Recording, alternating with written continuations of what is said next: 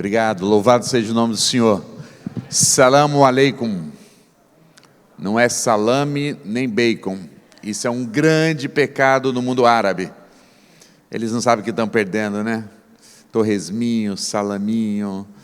Mas a palavra em árabe, salamu alaikum, quer dizer paz sobre vocês. O mundo árabe, o mundo muçulmano, foi comprovado que essa palavra, salamu alaikum, é uma das palavras mais faladas no mundo árabe. De manhã, ao invés deles falarem bom dia, também fala bom dia, mas primeiro eles falam salamu alaikum, paz sobre vocês. Mas a grande tristeza no mundo árabe é que eles falam de paz. A palavra que eles mais proferem é a palavra paz, mas eles desconhecem a paz. Porque a paz para eles é um estado, é uma ausência de guerra, ou uma vida tranquila. E eu e você sabemos que paz não é isso. Paz é uma pessoa. Jesus é chamado na Escritura de o príncipe da paz. Al-Raissa al-Salam, o príncipe da paz. E ele diz, a minha paz vos dou. Então o que o mundo árabe muçulmano precisa conhecer é a pessoa de Jesus, o verdadeiro príncipe da paz. Eu queria ler com você uma passagem da Escritura, Mateus capítulo 24. E depois quero mostrar algumas imagens, falar de alguns desafios aqui com vocês. Mateus 24, apenas o verso 14. Identificaram aí? Acharam? Mateus 24, 14. Acho que está projetado aqui para a gente isso. Vamos ler juntos? Vamos lá? E este...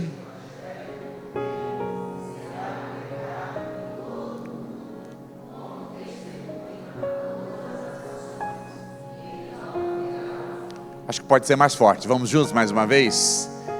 E este evangelho do reino...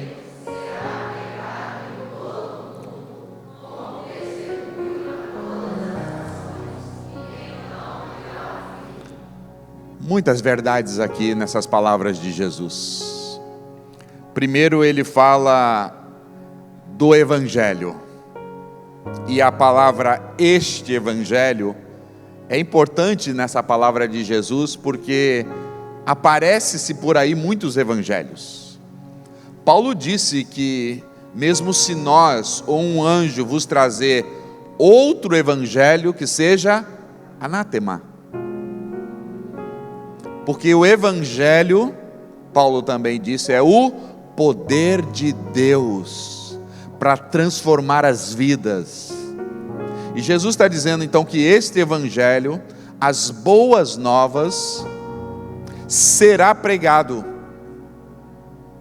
Jesus não está dizendo se este evangelho do reino for pregado.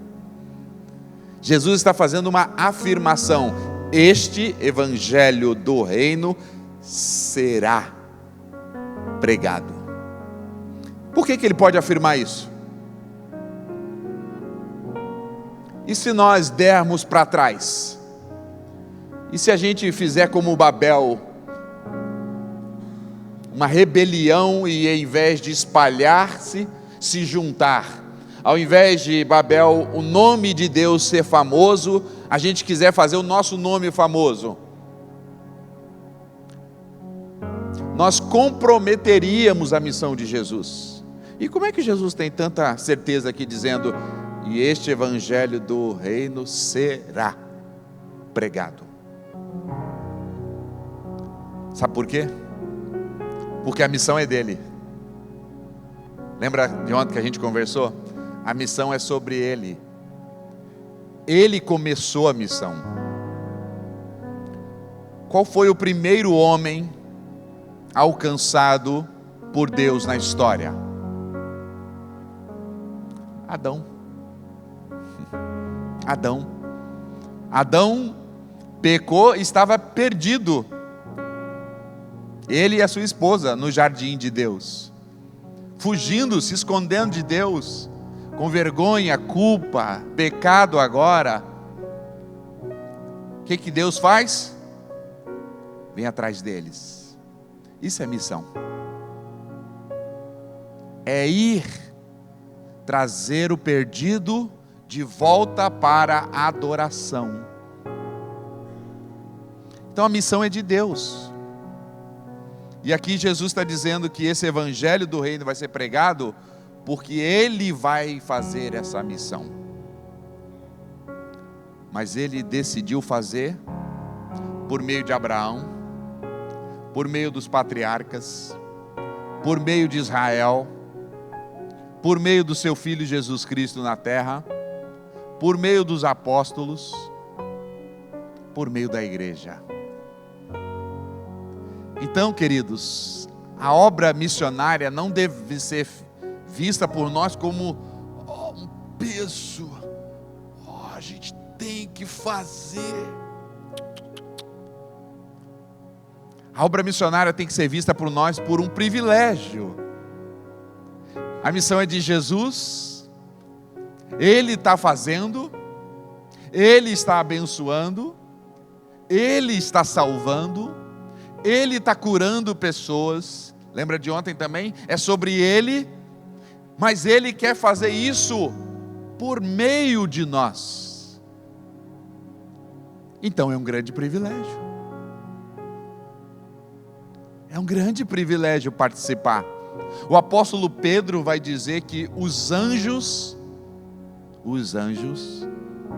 desejaram fazer essa missão, mas o Senhor não deu a eles. Deu a quem? Nós. Deu para mim, deu para você. Diz aí para o seu irmão, deu para você. Aí você fala assim, mas eu, pastor, nasci numa família complicada, nasci numa família singela, ainda estou lutando lá, não tenho grandes estudos. O que o apóstolo Paulo falou? Que o tesouro está escondido em vasos de barro, para que a glória não seja nossa. Deus, quando chamou homens e mulheres por toda a Bíblia, eles falaram também, mas Deus falou, é você. É você, Gideão. É você, Isaías. Pedro, pescador? Sim, você, Pedro, pescador.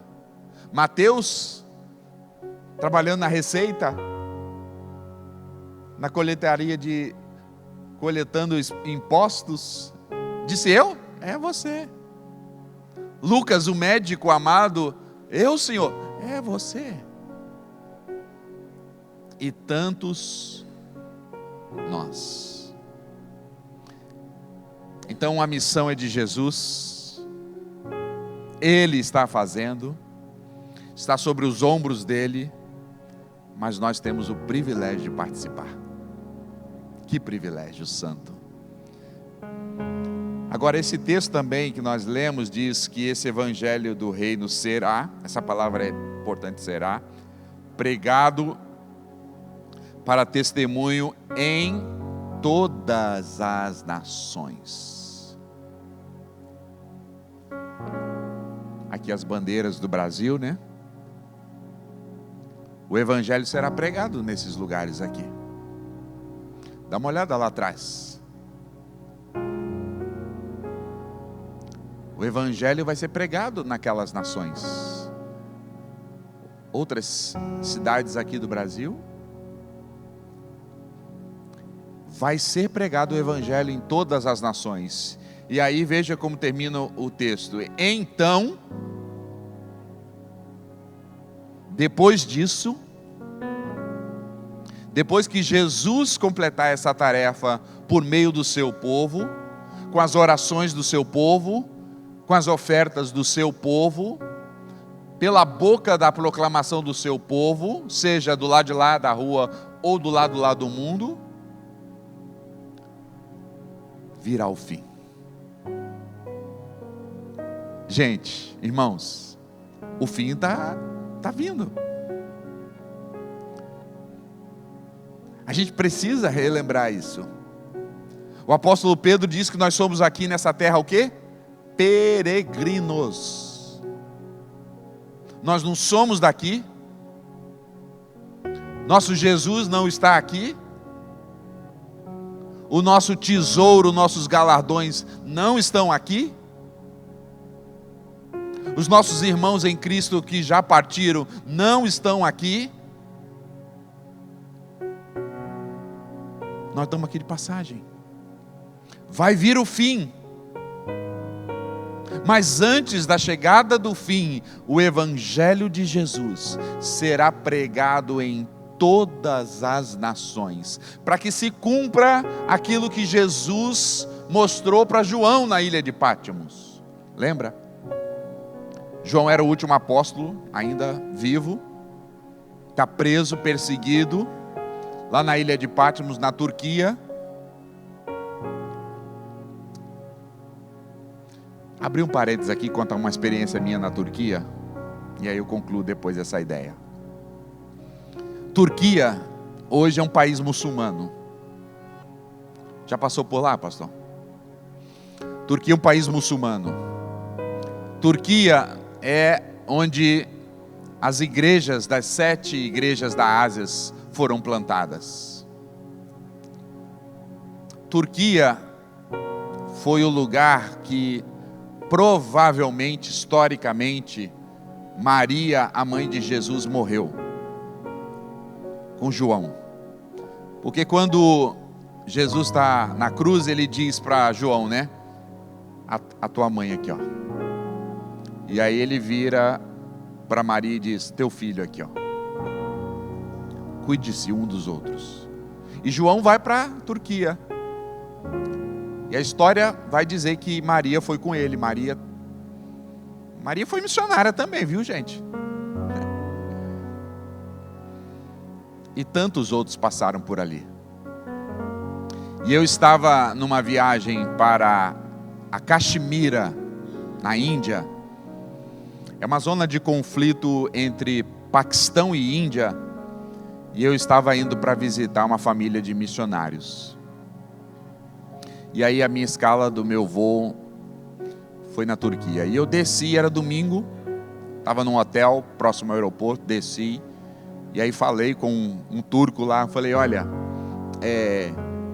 eu sou discípulo de Jesus, sou do Brasil. Aí ele já abriu um sorriso, né, que você fala do Brasil. Aí ele já, Brasil é conhecido, famoso. E eu sou seguidor de Jesus. Hoje é o dia de Jesus, eu quero ir para a igreja para adorar Jesus. Aí ele fechou um pouquinho a cara assim e falou assim, mas aqui na Turquia não tem mais igreja de Jesus. Eu falei, como? E as igrejas da Ásia, ele falou, tudo é museu hoje. E as igrejas que Paulo plantou, e os apóstolos passaram por lá, ele falou, tudo é museu. Ele falou, para resumir a conversa, vai para... O pessoal é bom, é que ele gerou a bandeira da Turquia aqui, né? Ele falou, vai para Santa Sofia, que é onde era uma igreja também do Império Otomano, que virou uma mesquita muçulmana. Ele falou, vai lá que talvez. Eu falei, não. Falei para ele, mas sabe da beleza de Jesus? Primeiro, eu sabia de tudo isso, eu estava pegando uma porta para evangelizar ele. Falei, primeiro, hoje é domingo, foi o dia que Jesus ressuscitou. O muçulmano não crê que Jesus ressuscitou. Eu disse na cara dele, é o dia que Jesus ressuscitou. Segundo, Jesus não precisa mais de paredes e templos. Ele pode ser adorado. E Ele procura adoradores que o adorem em qualquer lugar. não tem uma parede, um lugar para eu me reunir aqui, eu vou subir para o meu quarto e vou adorar Jesus lá. Você quer ir comigo?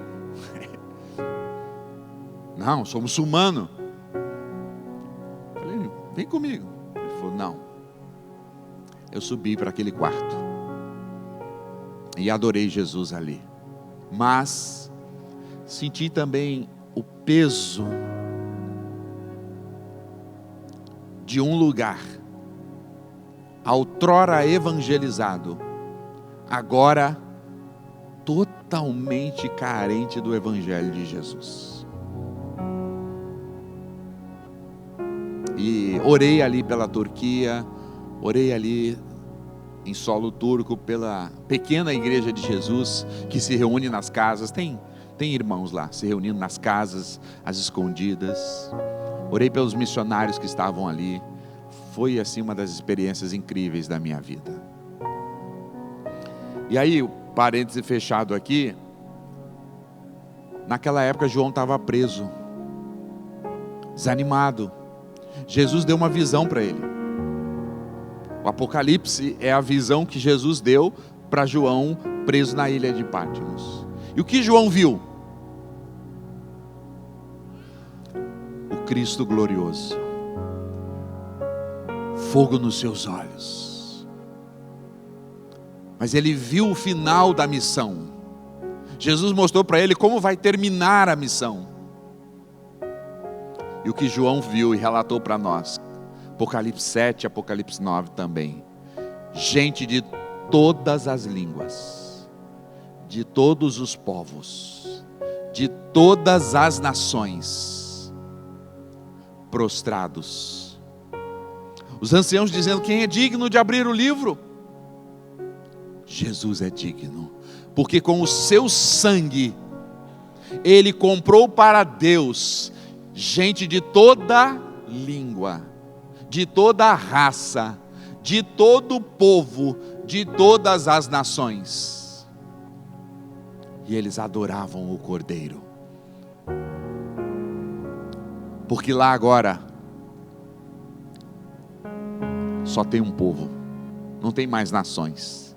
É o povo de Jesus adorando e vivendo com Ele para sempre. Então a missão é de Jesus. A missão é de Jesus. E Ele disse, vai ser. E se Jesus disse que vai ser, ou a gente, como disse C.S. Lewis, acha que Ele é um lunático maluco, ou a gente acredita na palavra dEle. Se Ele disse que o Evangelho vai ser pregado em todas as nações, para vir o fim, vai acontecer. Aí tem dois tipos de reflexões. Aí tem pessoas que dizem, então beleza, vamos sentar? Ficar de boa, né? Ficar tranquilo aqui, só na contemplação. Os discípulos de Jesus, quando Ele subiu, foi assunto aos céus, eles ficaram só na contemplação. Jesus disse, recebereis poder. Galileus, por que vocês estão vendo assim? Aquele que subiu vai voltar, mas agora vocês receberão poder e sereis minhas testemunhas. Onde? Jerusalém, aqui. Judeia, ali. Samaria, pelo Brasil. E até os confins da terra. Então, quando pessoas ouvem que a missão é de Jesus, que Jesus está fazendo, que Jesus está realizando, eles sentam e ficam na contemplação. Totalmente equivocado essa reação. Mas qual deveria ser a nossa reação? Se levantar e dizer, eis-me aqui. Eis-me aqui, Senhor. Eu quero participar. Eu quero participar dessa gloriosa missão do Senhor, do seu Evangelho transformar o mundo. Eis-me aqui. Usa-me. Usa minhas orações. Usa as minhas finanças. Usa a minha família. Usa a minha boca. usa os meus pés para cruzar a rua ou para cruzar os mares. Eis-me aqui, Senhor, meus dons, meus talentos, usa-me aqui na igreja ou em qualquer outro lugar. Qual é a sua resposta a Jesus?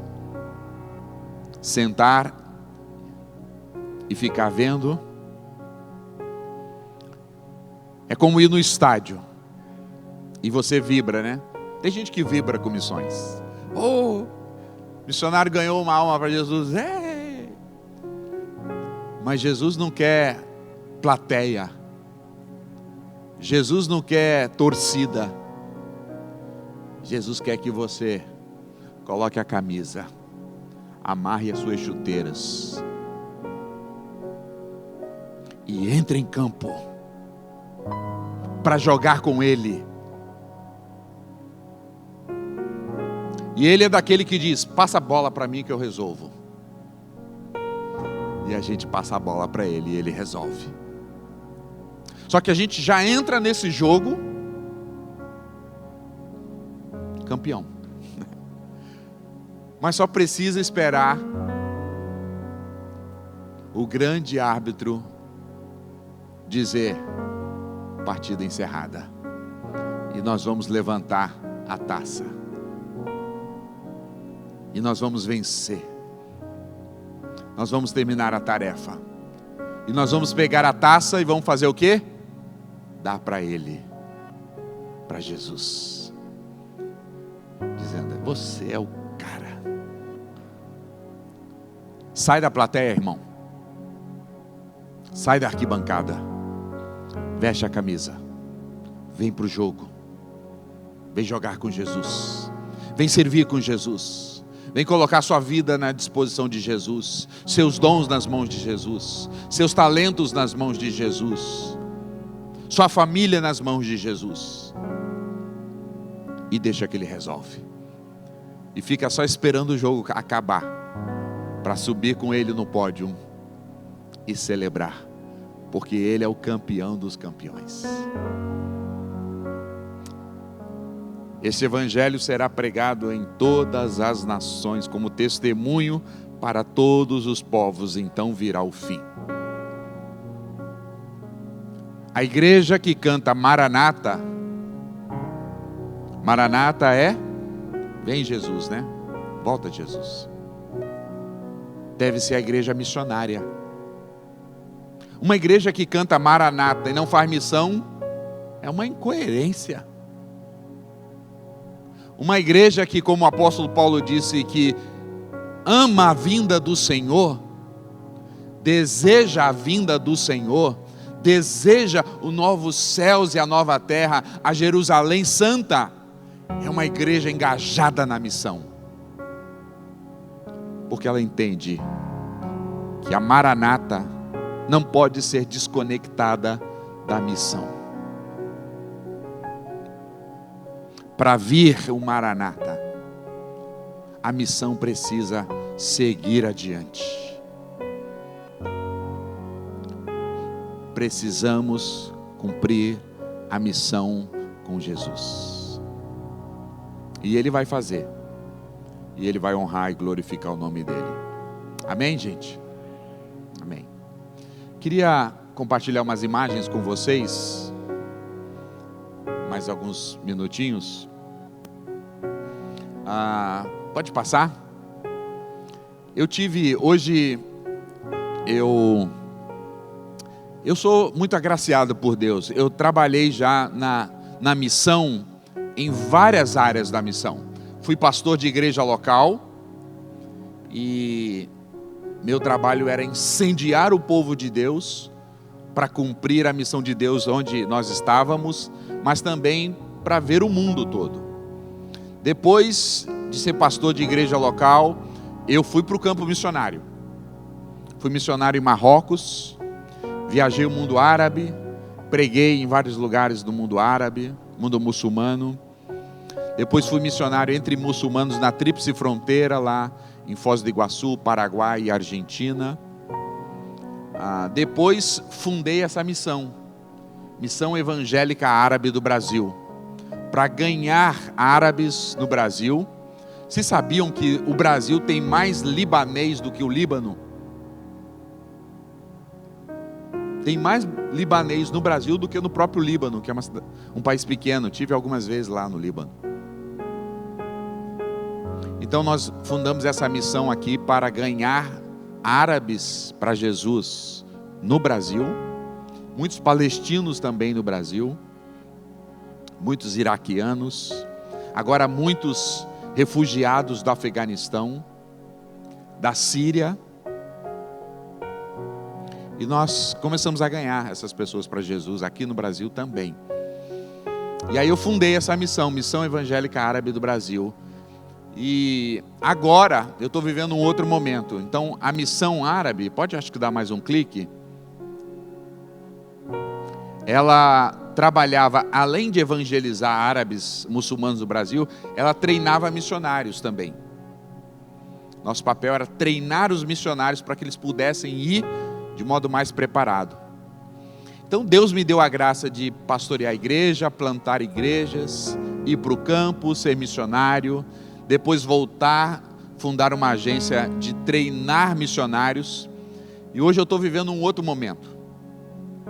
Hoje eu estou trabalhando, servindo no Perspectivas com mobilização, despertamento missionário. Ir nas igrejas, chamar o povo de Deus, encorajar o povo de Deus, relembrar o propósito de Deus para nós, para cumprir a sua missão. Então estou vivendo um outro momento hoje na minha carreira. E acho, tá? Que meu próximo passo é voltar para o campo.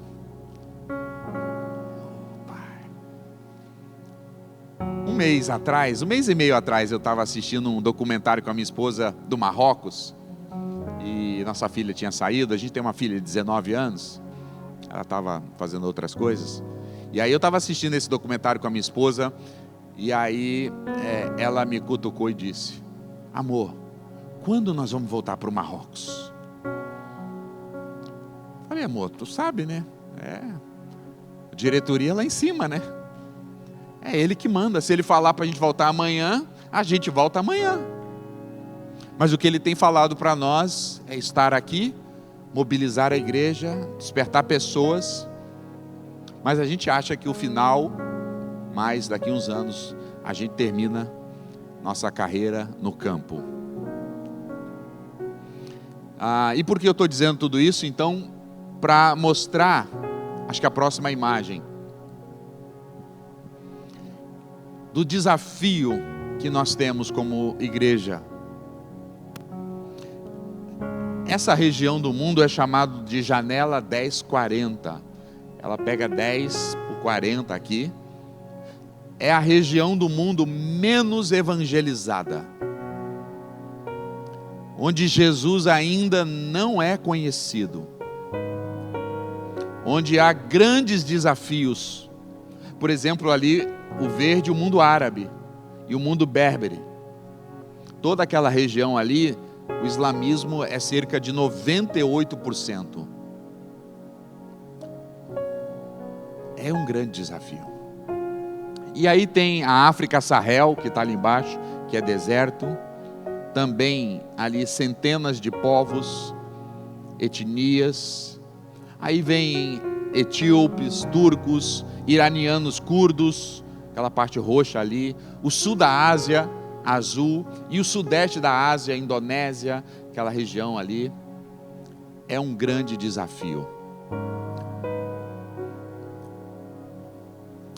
Quando você vai fazer uma prova, e aí tem algumas questões mais difíceis e outras mais fáceis, o que você faz primeiro? As mais fáceis, né? Tem um pessoal aí que é meio diferenciado, que eles vão para as mais difíceis, mas recomenda-se ir pela mais fácil, né? Porque se você fica numa difícil, você não faz depois nem as fáceis, e corre o risco de errar as difíceis. Na obra missionária nós fizemos a mesma coisa.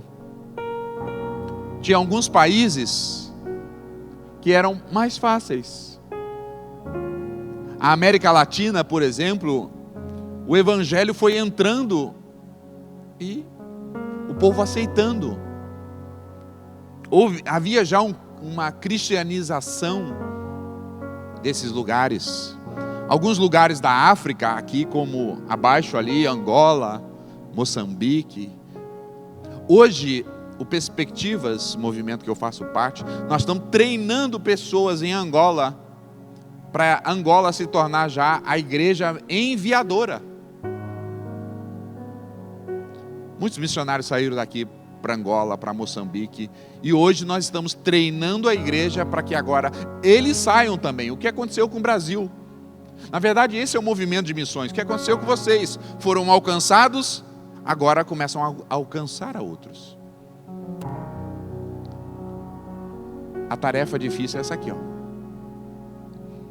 Essa é a tarefa final para o retorno de Jesus. Essa região aqui, primeiro, elas são muito opostas. É a região onde talvez ali no Oriente Médio tem mais petróleo e mais dinheiro, mas também é a região mais pobre do mundo. Nessa região aqui, como África, Sahel, norte da África, alguns países ali como Etiópia, também o sul da Ásia é muito pobre. Os ricos dos ricos, os pobres dos miseráveis estão aqui nessa região. Mas aqui também, nessa região, estão as religiões mais resistentes à fé cristã. O islamismo predomina isso daqui. O budismo, o hinduísmo e o ateísmo. Grandes blocos fechados para a penetração do evangelho. Então nosso desafio é chegar aqui agora. Nossas orações devem estar intencionalmente aqui. Eu não estou dizendo com isso que nós não devemos orar pelo bairro vizinho que precisa. Não estou dizendo com isso que a gente não precisa orar mais por Angola, que não precisa. Não estou dizendo com isso que não devemos enviar missionários talvez para Moçambique, porque não precisa. Não estou dizendo nada disso.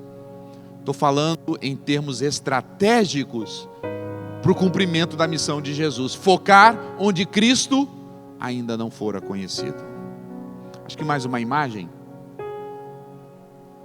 Aí, ó, aqui melhorou, né? Os países. Aí um corte maior. Então são esses lugares, os mais difíceis, com menor acesso ao Evangelho. Percebe que lá na Europa também precisa-se de Jesus. Um momento pós-cristão que a Europa vive, né? Precisa de Jesus. Acho que mais uma imagem. E para isso, eu separei então alguns desafios da missão transcultural.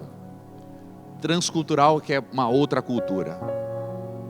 O que eu vou mostrar para vocês aqui, primeiro,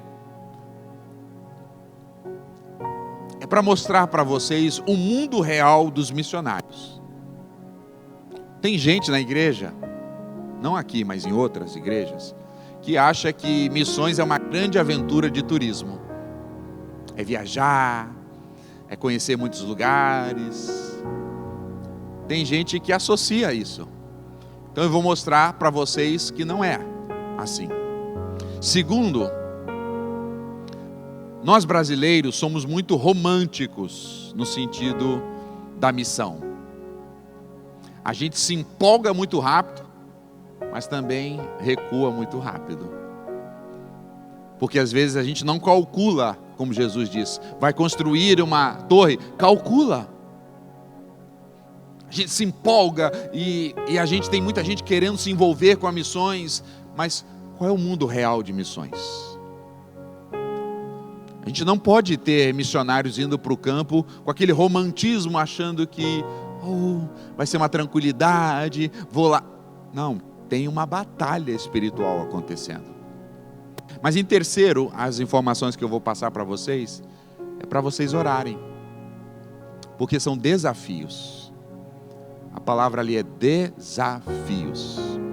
Vamos lá para o primeiro desafio do missionário. Primeiro, desafio cultural.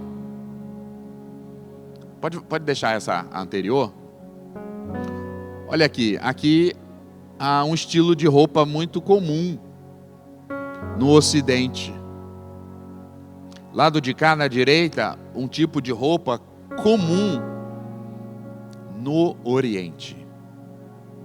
Então, assim, o choque cultural de comida, de roupas, de língua, já começa, o missionário passa por esse choque de cultura. Ele vai ter que mudar sua roupa, ele vai ter que mudar os seus comportamentos, ele vai ter que mudar de vida. É como ele tem que nascer de novo numa outra cultura. E a gente diz que o missionário, quando chega numa outra cultura, ele vira criança, porque ele não sabe nada. Todo mundo dá risada dele. Vou contar uma experiência para vocês. Quando eu fui para Marrocos, isso já faz bastante tempo, a gente não tinha essas informações que a gente tem hoje. Hoje as mídias, as informações são... Mas na época que eu fui, a gente nem tinha mídias, nem tinha celular com WhatsApp, essas coisas. Lá no Marrocos, eles têm o hábito de tomar banho uma vez por semana. Uma vez por semana. Porque hoje mudou um pouco mais, porque na época não tinha muita água, é deserto. E as mulheres não podem mostrar o cabelo molhado. O cabelo molhado, toda a cultura sabe que, por causa da religião, quando ela tem relação com o seu marido, para ela voltar a poder orar e ele também poder orar, eles precisam se purificar, e o banho é a purificação, porque eles têm uma visão distorcida do relacionamento. A gente não sabia disso. Minha esposa tomava banho todo dia, porque é brasileira, acostumada a tomar banho todo dia, e às vezes a gente saía e ela com o cabelo molhado. Eles pensavam que eu só vivia para ter relação com a minha esposa, sexual. E o povo ria, a gente saía. E eles me tiravam, dizendo: oh, esse brasileiro, esse povo do Brasil só pensa nisso. E a gente não estava entendendo nada, a gente... Nossa, quando a gente descobriu isso, é uma vergonha. A gente queria ficar dentro de casa por mês, queria mudar de bairro. Então você vai descobrindo as questões culturais. Então é um choque cultural. Olha a próxima imagem.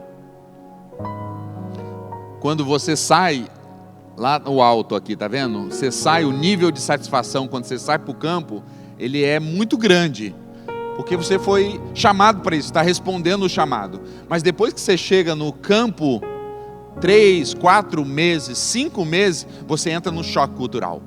Primeiro mês tudo é lindo. Oh, que coisa bela, né? Tomar banho uma vez por semana, economizar água, planeta Terra agradece. Depois o calor, você não está mais contente. Você começa a ter choque. Lá eles comem com a mão direita. Há um prato só na mesa e eles comem com a mão. No primeiro mês é lindo, olha a comunhão, coisa gostosa, né? Não tem garfo, não tem louça para lavar depois, só um prato. Depois de 2, 3 meses você fala assim: tem garfinho não? Tem não? Cortar. E isso vai acontecendo. Olha outro desafio que o missionário passa além. Pode dar um clique aí, por favor? O contexto, por exemplo. Às vezes ele vai para um contexto que é muito direto, mas talvez ele vai trabalhar num contexto que as pessoas falam as coisas que não são diretas. O brasileiro, vocês acham que ele é direto para falar, ou ele dá curva? Da curva. Então, o mundo árabe é exatamente aqui. E aqui nós nos damos bem com eles. Eu morei nos Estados Unidos também, e aí meu choque cultural foi mais nos Estados Unidos do que no Marrocos. Porque lá nos Estados Unidos eles são como? Direto. O papo é reto. Nossa, era choque. Olha a outra imagem também, questões culturais. O tempo. Nós somos do tempo exato ou assim, 5 ou 10 minutos antes, 20 minutos depois, está tudo dentro do tempo. Vocês acham que nós somos de qual lado aqui? Vermelho, né? Verdade. Mas vocês não têm noção no mundo árabe. É pior. Lá eles dizem: vocês no Ocidente são escravos do relógio. Nós não somos escravos do relógio. Então, reunião não tem hora para começar e nem tem hora para acabar. Você fala, não. Como? Eles marcam uma reunião da igreja, a igreja nas casas pequenas, né? Reunião 1 hora. Tá bom. 3 horas eles começam a chegar. Aí, era para acabar às 5, mas tá tão gostoso, eles entram 6, 7, 8. Isso acaba com a agenda da gente. Mas é uma cultura relacional. Eu fui para Angola agora, ano passado. Angola também é como aqui o Brasil, mas muito mais ainda. Marcamos uma reunião com os pastores, 8 da manhã. Sabe que hora que eles começaram a chegar? 10h15. Mas eles falaram, por que vocês chegaram 8 da manhã? Porque estava marcado para 8 da manhã. Não, aqui não funciona assim. Então, sempre que marcar alguma coisa, considera 2 horas de atraso. Eu estou muito ocidental, eu acho. Eu estou muito ocidental. Então, são questões que o missionário precisa se ajustar. Tem uma palavra em árabe que diz assim, inshallah. Já ouviu falar? Novela, né? Vocês assistiram o Clone, né? O pessoal se... Inshallah significa o quê? Vocês sabem? Alguém sabe? Inshallah. Se Deus quiser. Se Deus quiser. Só que a tradução da palavra em árabe é se Deus quiser. Mas na prática ela não funciona como se Deus quiser.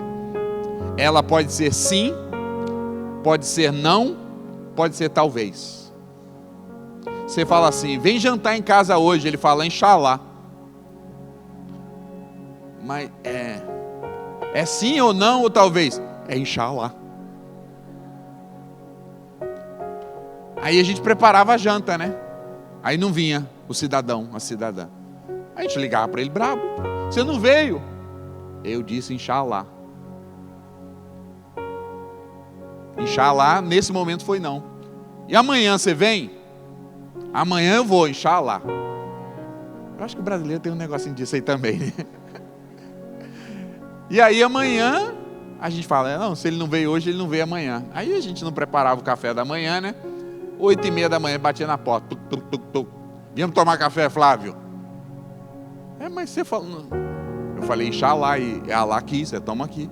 Aí a gente corre e prepara. Nossa, gente, é uma doideira. Só que a gente acostuma. A gente acostuma. Tem mais um desafio. Desafio linguístico. Missionário precisa aprender línguas. Só o Brasil fala brasileiro. Angola fala português. Moçambique fala português. E é bem diferente do nosso. Mas o resto do mundo não fala português. O mundo árabe fala árabe. Então eu tive que aprender árabe. Então é um baita desafio para o missionário aprender línguas. Só que para aprender o árabe, ele precisa aprender o árabe do francês ou do inglês. Então ele precisa aprender inglês ou francês antes de aprender árabe ou mandarim ou um dialeto. E se ele vai para um lugar como tribos indígenas, por exemplo, e ele quer traduzir a Bíblia, tem lugares, tribos, que ainda eles nem têm a grafia, o alfabeto. Então o missionário tem que criar a grafia, o alfabeto, para aprender, para traduzir a Bíblia. Então, desafios. Não é assim, levantei a mão, no outro dia, peguei o avião. Isso aqui que eu estou falando não é para desanimar vocês. É para trazer o mundo de missões real, porque às vezes a igreja acha que o mundo de missões é algo surreal, assim, que as coisas acontecem. Não, tem desafios. Então você conhece um missionário que está indo para um outro lugar? Você pode orar por ele todo dia, ajuda ele a aprender a língua, Senhor. Línguas complexas. Tem mais um desafio físico de saúde. Realmente quando eles vão para lugares mais difíceis, aldeias, então a saúde do missionário, da missionária é impactado. Eu me lembro, meus primeiros 6 meses no país que eu morei, assim, a minha saúde variava muito. Porque eu tenho que me adaptar ao clima. Dizem que aqui em São Fidélis faz calor, né? Assim, estourar quanto, pastor?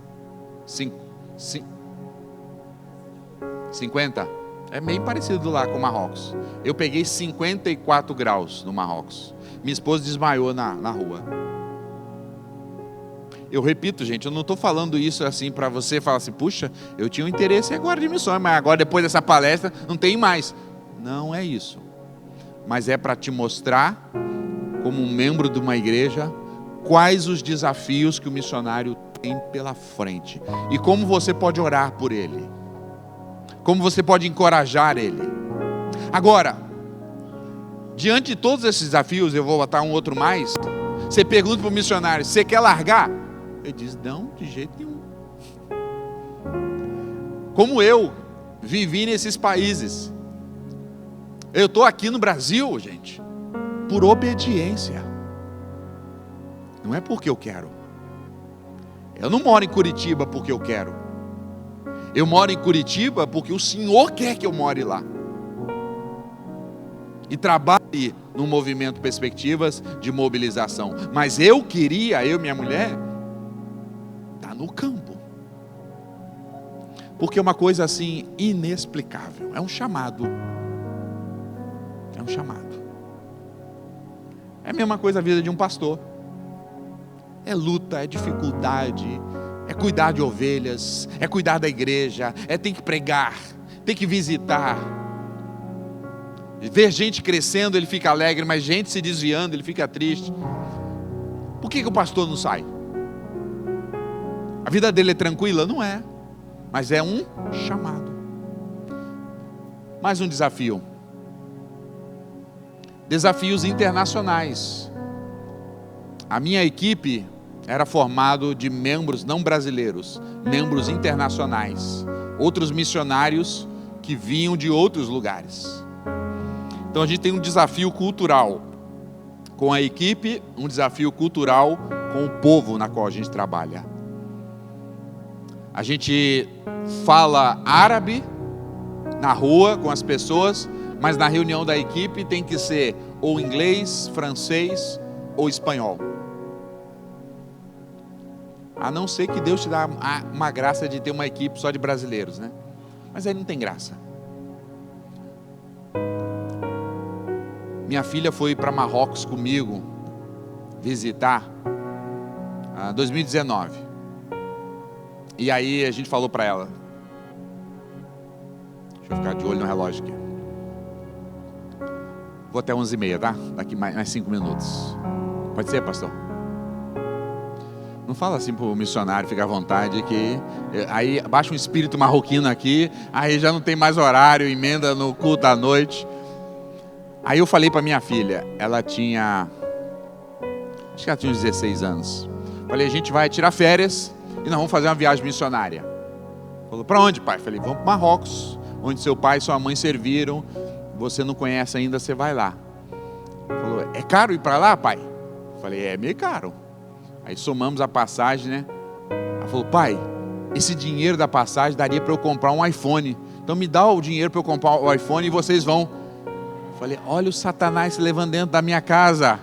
Botei a mão na cabeça dela e falei, sai espírito consumidor. Tu vai para o campo missionário fazer uma viagem comigo. Aí ela topou e foi. Mas aí a pergunta que eu fiz para ela, eu falei: você quer uma viagem missionária com emoção ou sem emoção? Ela falou: pai, tem que pensar, né? Eu falei: pensa direitinho. Quando Jesus me chamou, Ele não dá a opção para você escolher um campo, é onde Ele mandar. Mas Ele te dá uma opção de você querer missão com emoção ou sem emoção. Eu escolhi com emoção. É bom o negócio, assim. É adrenalina, mas é assim, ó, a gente vê os céus abrindo assim, coisas maravilhosas. Minha filha pensou e falou: não, já que nós vamos para lá com emoção. Falei: então fechou. Com emoção. Irmãos, foi uma emoção. Nossa, a gente foi para o deserto e a gente se reuniu com um crente. Ele é o único crente numa cidadezinha do deserto. Ele é o único. Aliás, o único crente nacional. Tinha 6 famílias missionárias lá. E esse rapaz, só ele é crente em toda a cidade dele, como membro nacional. E ele não pode declarar a sua fé. E aí eu me encontrei com uma missionária francesa e um missionário chileno, que eu casei eles muitos anos atrás. Fomos visitar eles no deserto.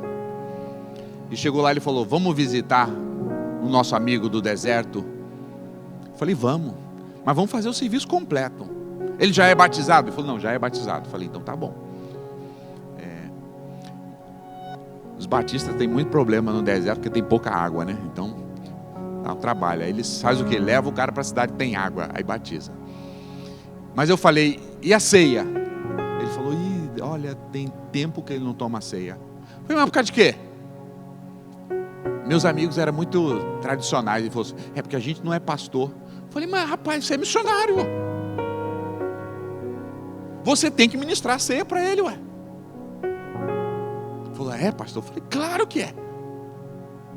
Eu, como pastor, estou declarando que você tem que servir a ceia para esse rapaz. Mas você vai comigo e vamos servir a ceia juntos. E fomos. Minha esposa, minha filha, uma francesa missionária e um chileno. Chegamos lá na casa dele, era o lugar dele de trabalho. E aí falamos com ele. Vamos chamar ele de João. João, como é que você está? Ele falou assim: com Jesus, estou sempre bem. Falei: amém. Falei: João, você tem uma Bíblia? Ele falou: uma Bíblia inteira eu não tenho, mas eu tenho o Novo Testamento. Falei: está na sua língua? Tá. Falei: cadê ela? Ele falou: está escondida. Eu sabia, mas eu queria cutucar ele, né? Falei: João, que tipo de crente é você que esconde a Bíblia? A Bíblia tem que estar nas suas mãos, na sua cabeceira, no seu coração. Ele falou: é, pastor. Estava falando em árabe comigo. É, pastor, mas o meu irmão que mora aqui comigo e a minha família, se eles descobrirem, eu vou ser preso. Falei: mas ela está no seu coração? Ele falou: tá. Eu falei: então tá bom, vai pegar. Não tinha ninguém em casa. Enquanto ele foi pegar, eu falei: prepara o pão aí, o suco de uva, que nós vamos fazer a ceia. E aí ele voltou com a biblinha dele pequenininha assim, só o Novo Testamento. E aí nós abrimos ali, eu li a passagem de Jesus, li para ele. Falei: quanto tempo você não toma a ceia do Senhor? Ele falou: eu nem me lembro mais, pastor. Foi quando eu acho que eu me batizei, em outra cidade, com outros irmãos. Aqui não tem ninguém. Aí eu virei para ele e falei: João, eu sou brasileiro, a minha esposa é de outra nacionalidade, minha esposa é baiana, então é outro país. Tem alguém da Bahia aqui? Tem não?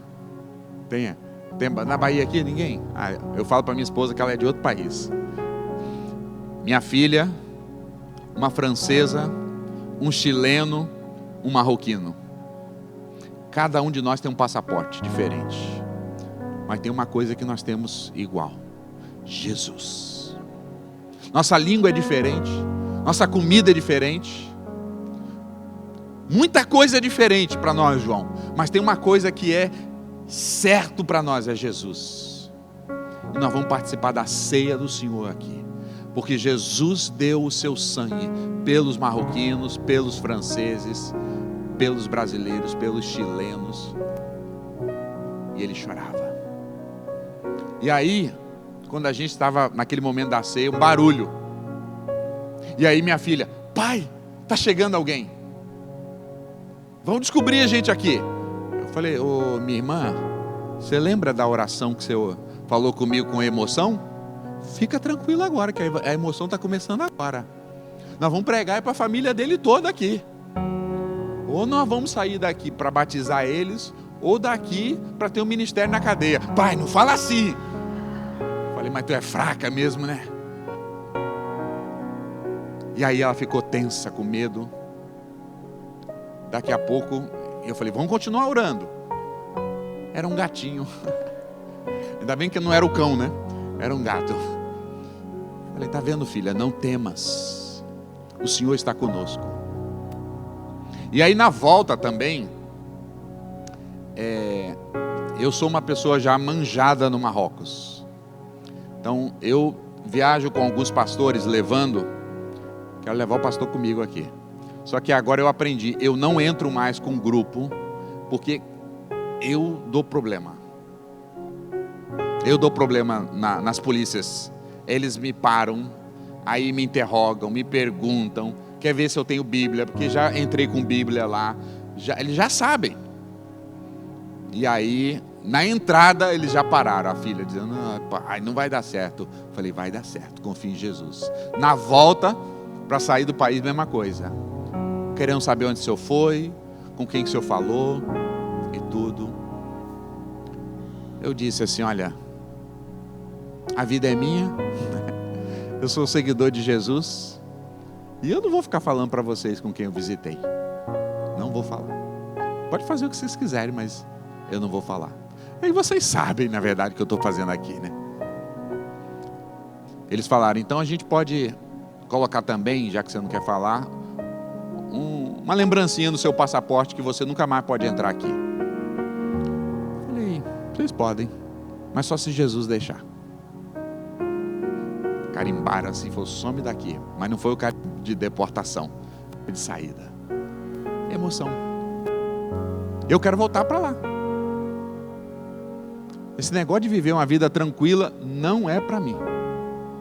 Não é para mim. Então, desafios internacionais. Mais um ou dois a gente termina. E aí vocês fazem perguntas. Desafio diplomático. É isso que eu estava acabando de falar agora. Eu entrei com visto no país para morar lá. Eu fui contratado por um orfanato islâmico para dar aula de futebol. Esse era o meu visto. Então, pastor, você foi jogador. Eu sou árbitro de formação. Não tinha te falado isso, né? Fiz na Federação Paulista, fiz curso de arbitragem e fiz o CETREPESP, Sindicato de Treinadores Profissionais do Estado de São Paulo, só para ter esse certificado para entrar nesses lugares. E aí fui dar aula no orfanato. Aí o líder islâmico falou: assina aqui esse papel, esse contrato. Eu falei: como é que eu vou assinar? Não sei o que está escrito aqui. Aí chamamos um tradutor, estava escrito lá: você não pode falar de religião aqui. Aí tá tudo bem, só vou falar de Jesus mesmo. Assinei. E falava. Amanhã acho que eu vou mostrar as fotos para vocês. Falava para as crianças de um grande pai que eles não tinham, mas o Pai do céu. Ensinava a oração do Pai Nosso para ele: Pai Nosso, Abana Lazi Fi Samat. E foi incrível. Mas a gente tem problemas diplomáticos, porque esses países que eu mostrei lá, eles não dão visto para missionário. Tem que entrar com uma profissão.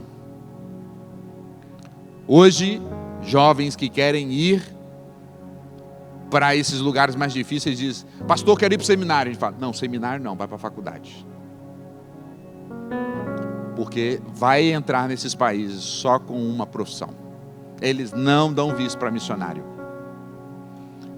Mais um. Desafio da segurança.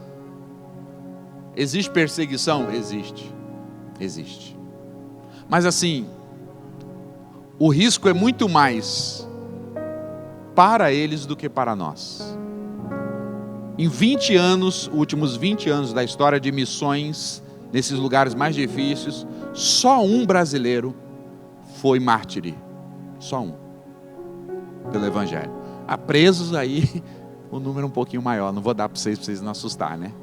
Mas martirizado, morto, por causa da fé, brasileiro, nos últimos 20 anos, só um. Então assim, tem perseguição? Tem, mas eu repito, é mais para eles do que para nós. Se entrasse a polícia, ou eu fosse denunciado lá na casa do João, o máximo que eles iam fazer comigo, visto no meu passaporte, nunca mais eu posso entrar naquele país. No outro dia a embaixada brasileira já entra, é super tranquilo. Mas agora o João, se ele fosse descoberto naquela reunião, o país dele diz que por ele ter mudado de religião, ele vai para a Suprema Corte para ser julgado, e ele pode pegar de 2 a 4 ou 5 anos de prisão por ter deixado o islamismo. Ele perde o passaporte, se tiver, a identidade. Se ele for pai ou mãe, perde a guarda dos filhos, perde o emprego. Eles perdem muito. E toda vez que eu estou com eles, eu falo assim, ó, pode deixar Jesus, é muito arriscado para você, pode deixar. Ele diz, como, pastor? Como é que eu vou deixar Jesus? Ele me salvou, perdoou meus pecados, morreu por mim, sofreu por mim, eu vou negá-lo? Jamais. E aí, ficam firmes, não deixam Jesus por nada. A perseguição não é um problema para o esfriamento da fé, é o contrário. Quanto mais perseguido você é pela sua fé, mais fervoroso crente você fica. Sabe o que é um problema para a fé? Secularismo.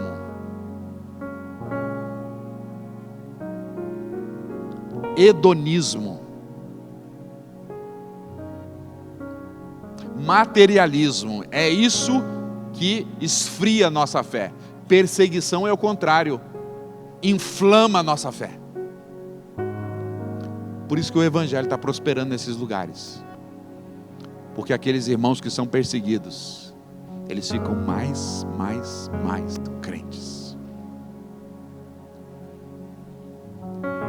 Será? Só uma reflexão, tá? Será que talvez umas perseguiçõezinhas aqui no Brasil não ia ajudar a gente? Talvez sim. Não tenha medo. Mais um desafio e eu termino com esse. O desafio da perseverança. De permanecer. Pregando em lugares difíceis. Ah lá, o cidadão está dormindo ainda. O pastor está pregando aqui, está dormindo. De permanecerem na fé, de fazer discípulos, de deixar uma igreja. Não é como aqui no Brasil, a gente cruza a rua, abre um ponto, um lugar, começa a vir as pessoas, começa a encher. Lá você precisa perseverar.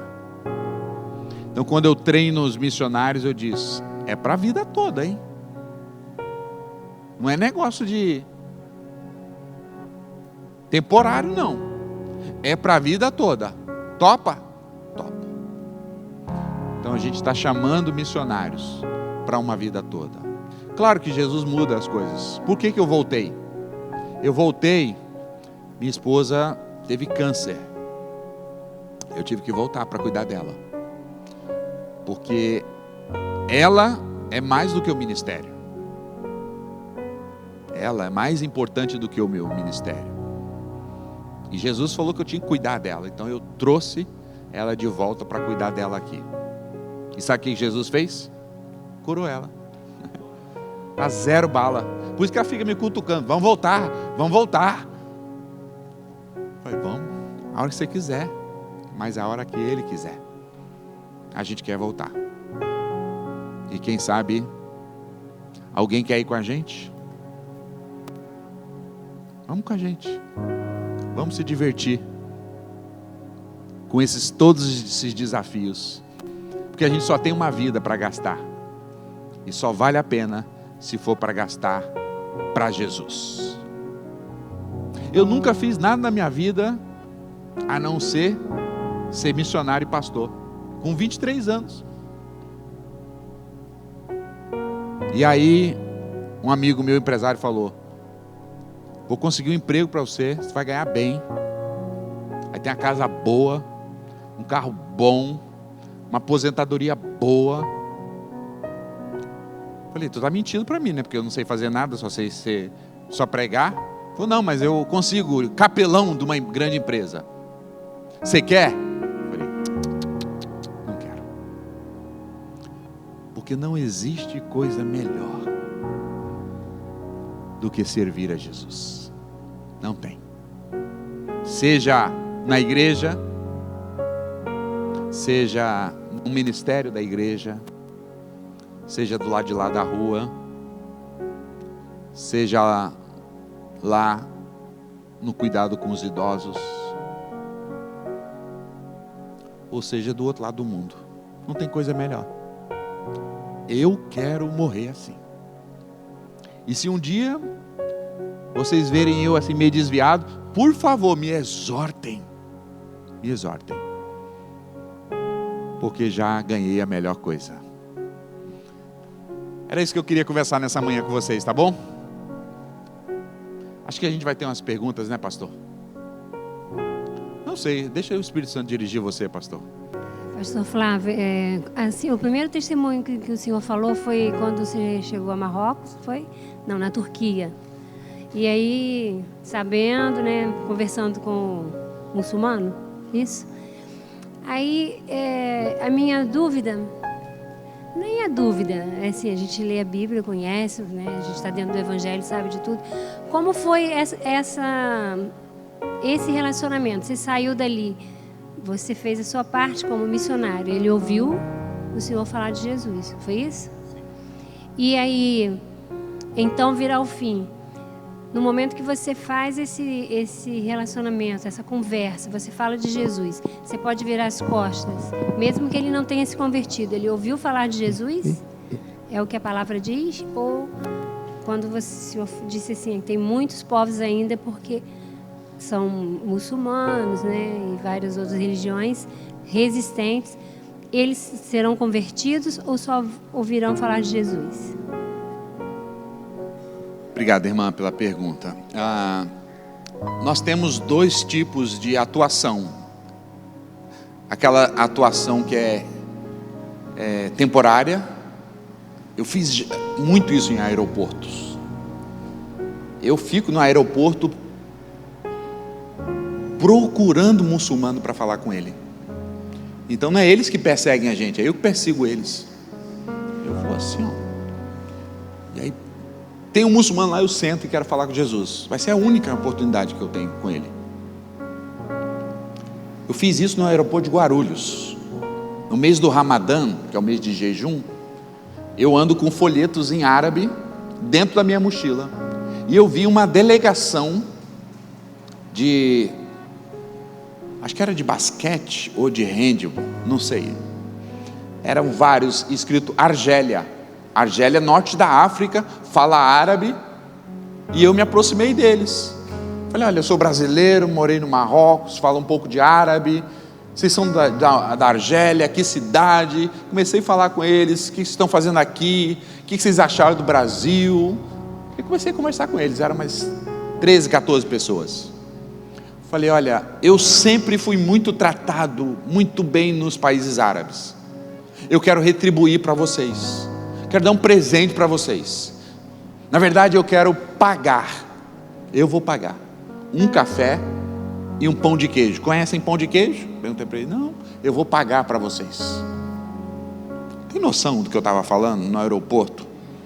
um café e um pão de queijo. Sabe, né? Faz a conta rápida aí, vezes 13, 14, 15. Mas é estratégia, irmão. Eu sabia que eles estavam de jejum. Eles falaram: me desculpa, a gente não pode. Nós estamos de Ramadã, no mês de jejum, nós não podemos comer nem beber.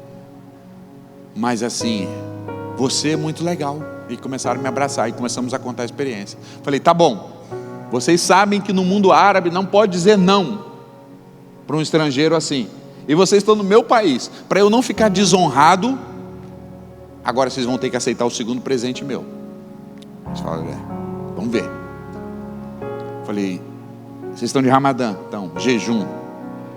Eu escrevi umas coisinhas aqui sobre o verdadeiro jejum. Está em árabe. Eu queria dar para vocês. Por favor, recebe. Dei um folheto sobre o jejum bíblico para cada um deles. E pedi para orar por eles. E o voo deles tinha que ir, o meu também. Nunca mais vi esse pessoal. Da Argélia. Eu não sei se eles embolaram e jogaram no lixo, ou se um leu, como aquele eunuco, né, que recebeu e levou o evangelho, eu não sei. Então tem momentos, irmã, que a gente lança a semente e a gente não sabe o que vai dar.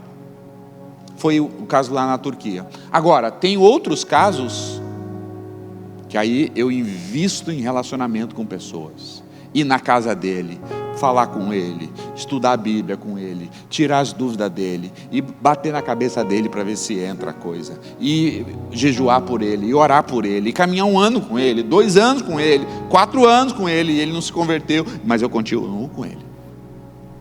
Então, 2 tipos. Agora, o que Jesus estava dizendo é de convertidos. Vai estar no último dia convertidos, representantes de todas as nações.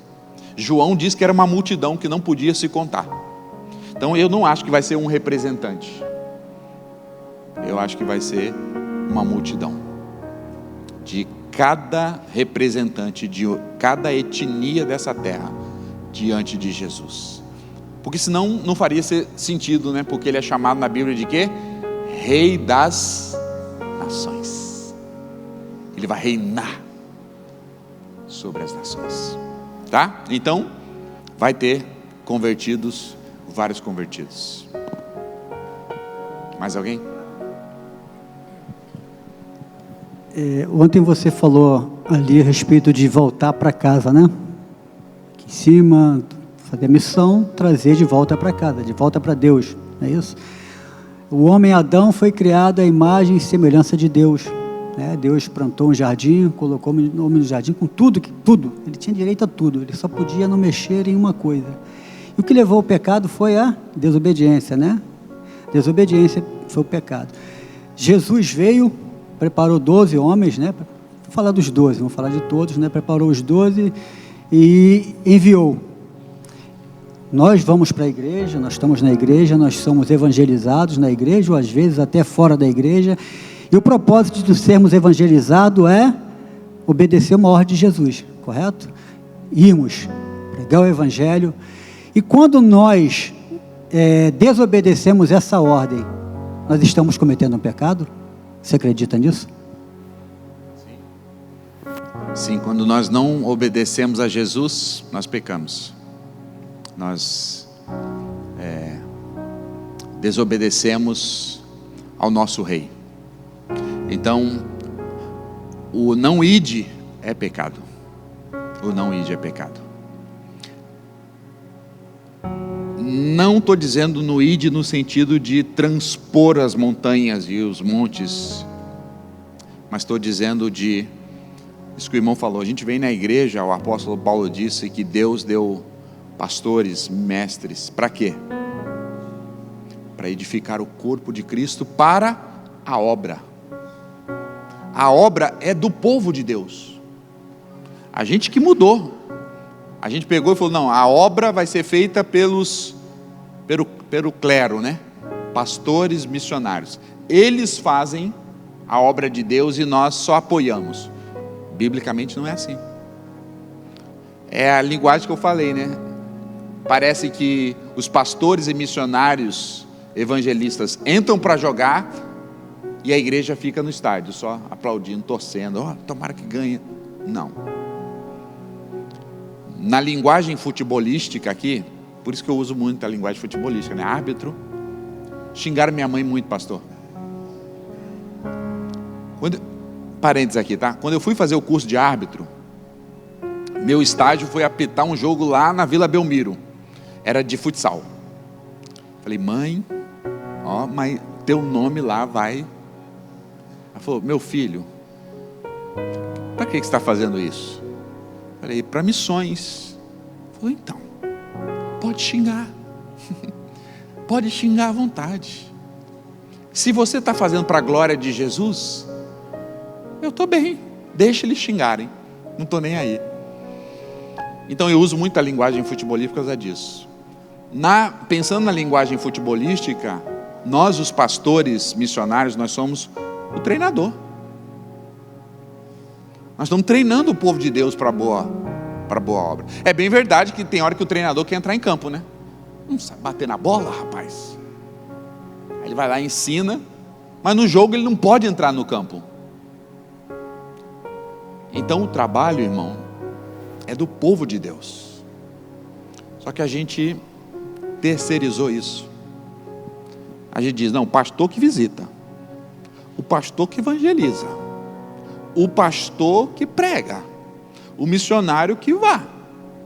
Nós vamos pagar, nós vamos dar dinheiro. Não é assim não.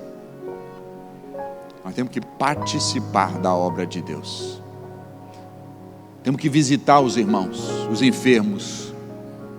Temos que orar por cura pelas pessoas. Temos que sair e falar de Jesus. Temos que fazer a obra do ministério. E quando nós estamos aqui, é para a comunhão, para a edificação e para o preparo. Sair daqui para o jogo. Somos nós. Então, se a gente não faz isso, está desobedecendo. Está desobedecendo. E desobedecer é pecado.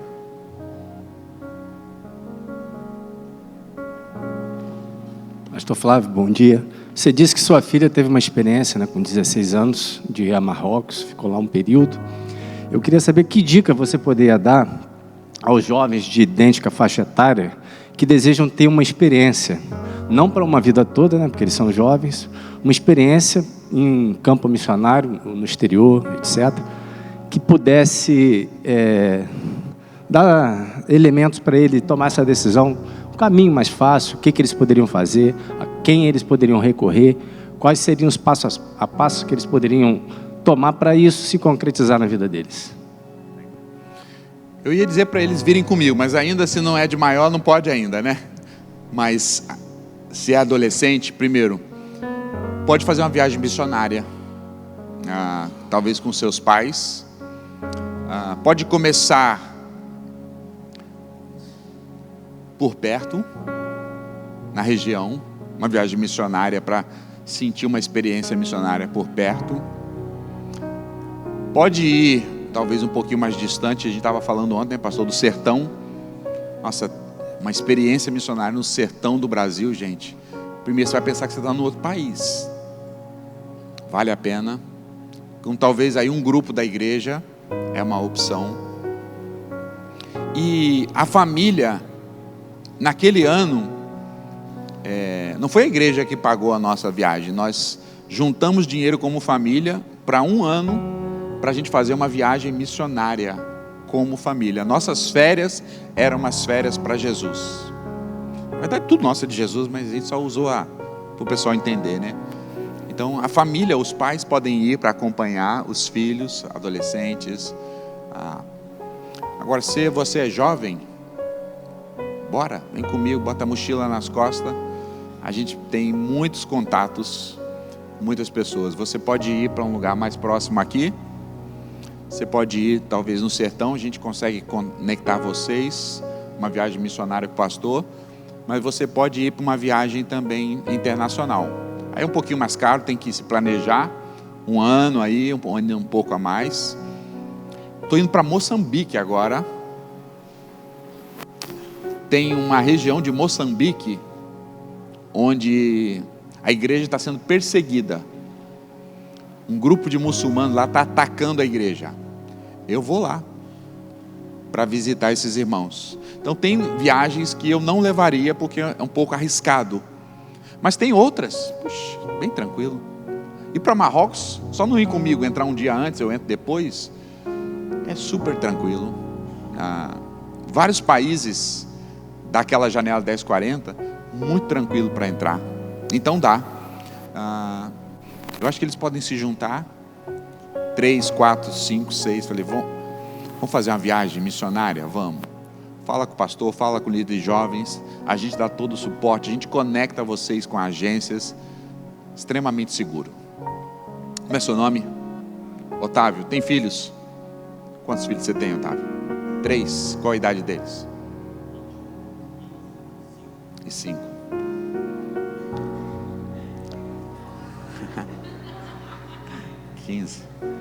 Deixa eu falar para vocês uma coisa. Vou abrir meu coração agora, tá? Pode, pastor? Abrir meu coração aqui. A gente tem enfrentado na igreja brasileira um empecilho. Sabe quem tem sido o empecilho? Os pais.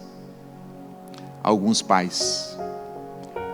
Eu fui para uma cidade, não vou falar agora, e eu falei para um grupo de jovens e chamei eles para missões, para viver para Jesus. Depois, um pai veio e disse para mim, crente, ele diz crente, não faça isso. Nós criamos nossos filhos para estar conosco, não para ir para esses lugares malucos para onde você vai. Nós temos sonhos para os nossos filhos. O que ele estava dizendo para mim? Nós não queremos os sonhos de Deus para os nossos filhos. E às vezes eu tenho essa situação, pastor, de jovens que querem, mas ele diz, pastor, vai falar com a minha mãe, porque ela não me abençoa. Meus pais não me abençoam. Aí a gente faz algumas etapas, né? Estudou. Tá, teu pai quer que você estude. Tá bom, vai estudar. Estuda. Mas depois, os pais têm sido um empecilho. Sabe qual é o meu sonho? Uma filha de 19 anos, que ela se case com um homem de Deus, de preferência que seja pastor missionário. Não estou dizendo que só pastor missionário é homem de Deus, tá? Mas eu queria que ela casasse com sangue nos olhos, missionário, para ir para os lugares que eu nem fui. Esse é o meu sonho. E segundo, ela está estudando psicologia, que ela seja uma missionária. Eu não disse para Jesus onde, porque eu já aprendi que não tem que dizer onde.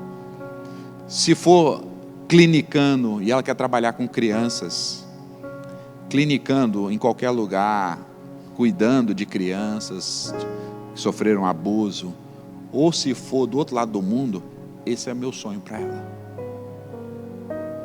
E tem um outro.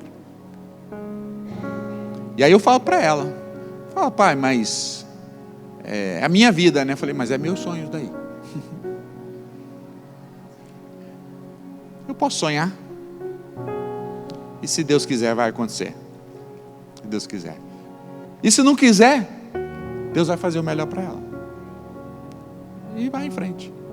Mas eu quero ver minha filha realmente servindo a Jesus. Seja em Curitiba, ou seja no Afeganistão. Seja como uma missionária tradicional, ou como uma psicóloga que ama Jesus, que cuida de crianças abusadas para Jesus, ou para cuidar de órfãos, ou para qualquer coisa. Esse é meu sonho.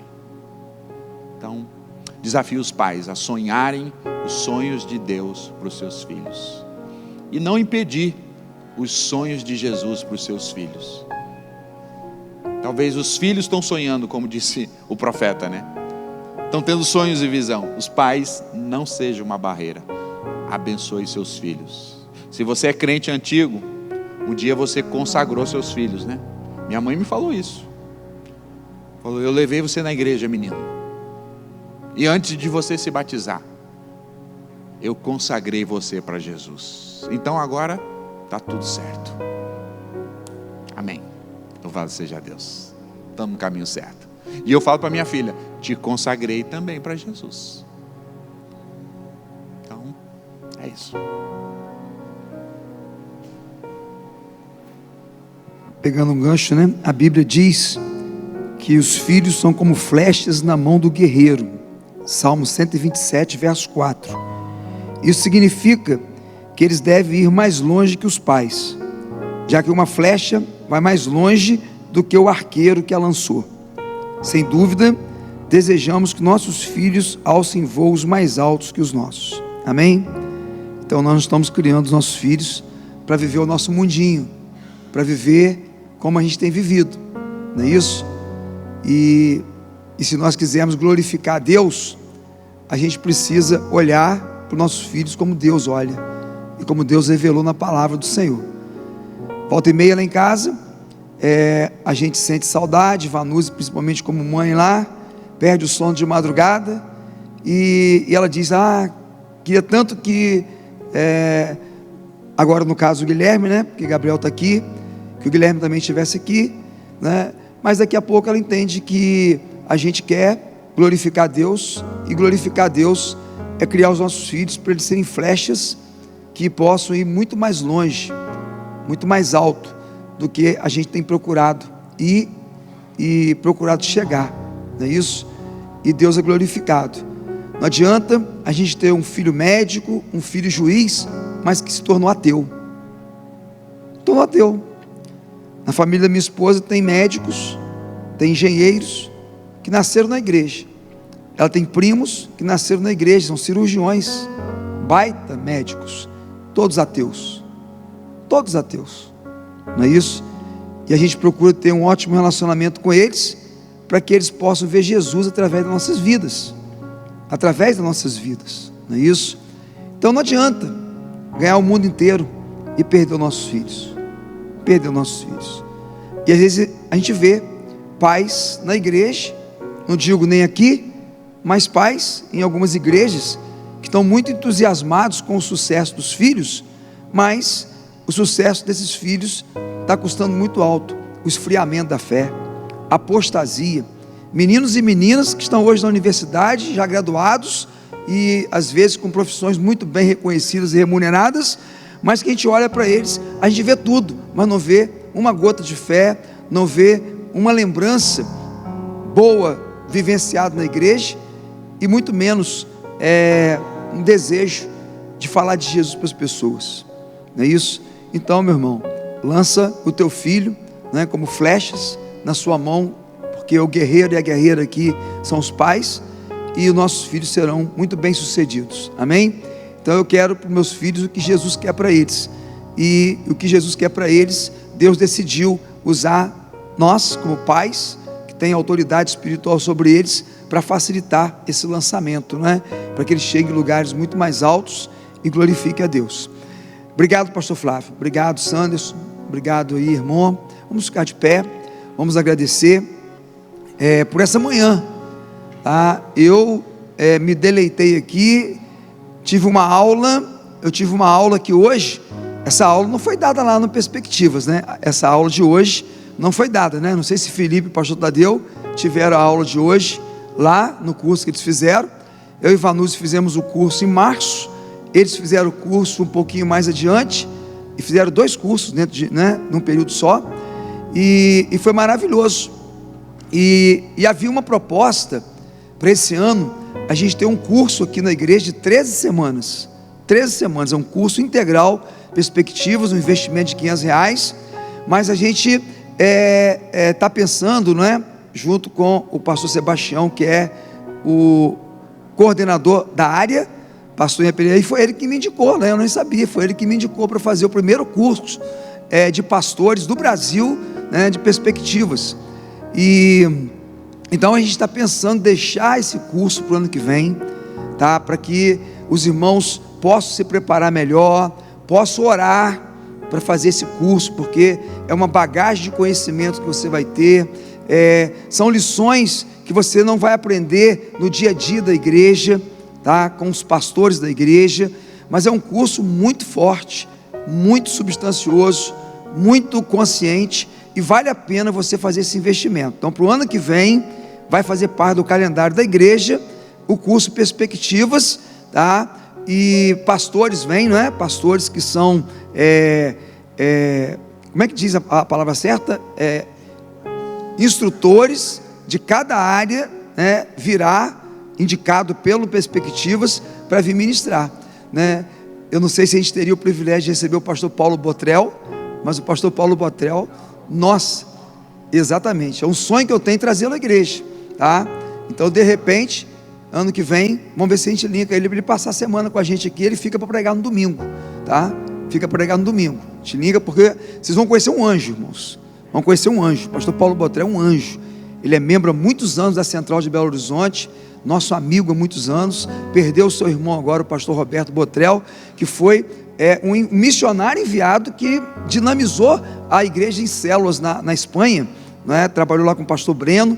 Ele faleceu recentemente, também engenheiro, ex-engenheiro da Vale. Ele faleceu de câncer recentemente. E então o pastor Paulo Botrel é dessa família de instrutores, de professores, de mestres, um homem de Deus maravilhoso, né? Nosso amigo. E não sei por que ele já não veio aqui, né? Tantos outros pastores da Central já vieram aqui, mas o pastor Paulo Botrel é um instrutor do Perspectivas. Então prepare, irmãos, prepare seu coração, tá? Reserve lá. Cada jovem, se deixar de lanchar um final de semana, tá? Em poucos meses você já tem o valor aí, tá? Para você investir, tá? E vai ser o maior e melhor investimento que você vai fazer na sua vida, não tenha dúvida disso, tá certo? Então que Deus abençoe. E nós somos privilegiados, amém? Nós nessa manhã recebemos tesouros, ouro dos céus, diante dessa reunião aqui. Por isso, a gente não pode desperdiçar as oportunidades que Deus tem nos dado. Deus tem nos dado. A gente gostaria que a igreja toda estivesse aqui hoje cedo. A gente sabe que isso não é possível, mas cada um que veio e aproveitou essa oportunidade, nós estamos aqui hoje, né, recebendo da parte de Deus algo que nunca será tirado. Nunca será tirado. Vamos orar? Vamos agradecer? Vou dar honra aqui o irmão Flávio lá de Bom Jardim, fazer essa oração, tá bom? Agradecendo aí por essa manhã tão linda. Amém. Senhor, nós damos graças por essa manhã esplendorosa que o Senhor nos proporcionou através da vida do pastor, irmão Flávio, trazendo entendimento, trazendo o maná para nos fortalecer, para sermos pessoas melhores, para cuidarmos de pessoas, para sairmos da nossa zona de conforto e buscarmos pessoas para povoar o reino, pessoas para voltar para casa. Que cada dia mais tenhamos um entendimento de como é precioso servir ao Senhor.